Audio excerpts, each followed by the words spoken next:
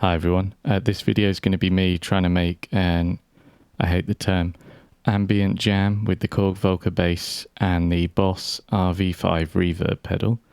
I'm recording direct out from the reverb pedal in stereo into Ableton and won't be adding any effects after. If you're just interested in sound samples, then there'll be chapters in the description. You can skip straight to there. But if you want to watch me go through and make it, I don't know if you're interested in buying one or something, then keep on watching. So as a starting point, I've got a plain sawtooth wave playing on one oscillator, and we're trying to go for something ambient here. So my first things I'm going to do is close the filter down and then turn the cutoff modulation all the way off. What I'm trying to do here is make a sort of triangle wave from the sawtooth by filtering it, as I think a triangle wave is probably nicer for something calm sounding.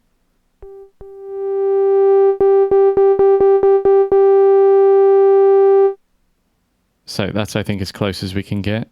The Volca Bass doesn't have key tracking, so the relative position of the filter to the note you play won't change as you play higher or lower notes, which means that you let through more of a lower note than a higher note and things. But I think this is as close as we can get, and I think it's more than enough. So now we've got the sort of right wave shape. Let's start by trying to make it a sort of beep. So to do that, I'm going to turn the amp envelope generator on. So all this does is mean that this, which previously only affected the filter, now affects the volume, the overall amplifier volume. So now we've got this, which I think is a good start. So what I'm going to do is use the step record and record a simple sequence.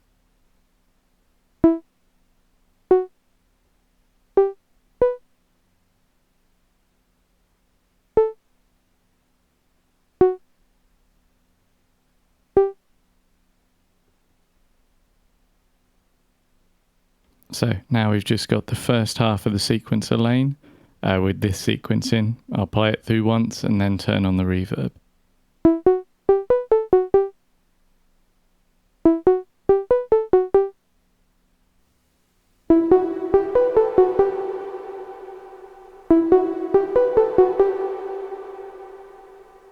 So one of the good things about the Volca Bass is we've got 3 independent VCOs that can be tuned separately and also can have their own sequencer lane.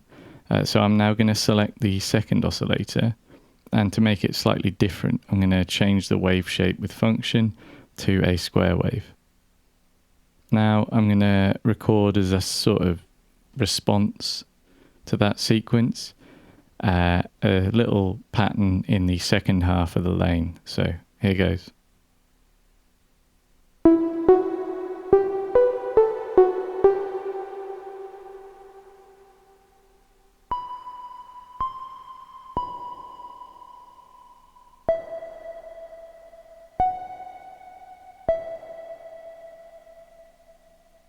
So now we've got a sort of call and response. Let's see how it sounds.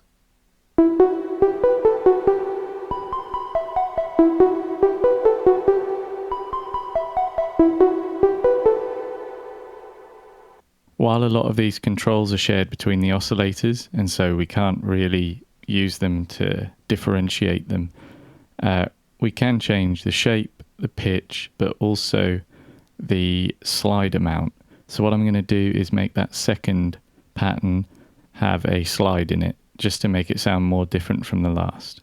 So to do that, I go function and slide edit whilst I've got the oscillator selected, and I'll just turn it on for every step. That now, before I forget, won't sound very good because we've got such a short decay.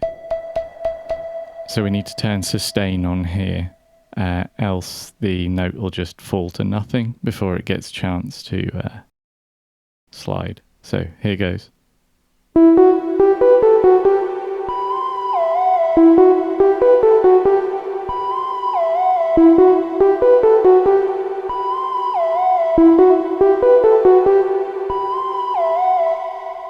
So there is something else I want to do here. I just want to use the last oscillator to make a sort of fake bass. So to do that, I'm going to first change it to sawtooth just because I think, and turn the oscillator on, I think that sawtooth basses sound better. So now I'm going to go back to the step recorder, just recording some sparse bass sound.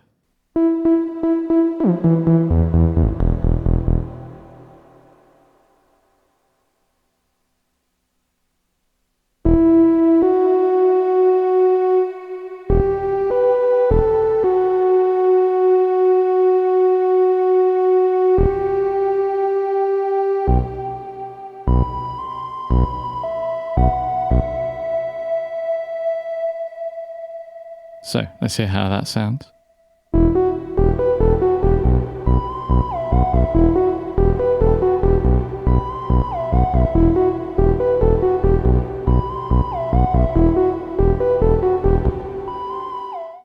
So the pattern I made out there in front of you here wasn't very inspiring.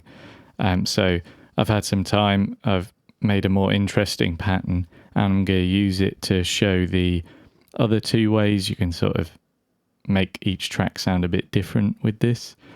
So that is the pitch knobs here, which let you go up or down an octave, and small detunes, and the step mode, which lets you live turn off certain steps. So yeah, I'll play that as an outro, but thanks for listening.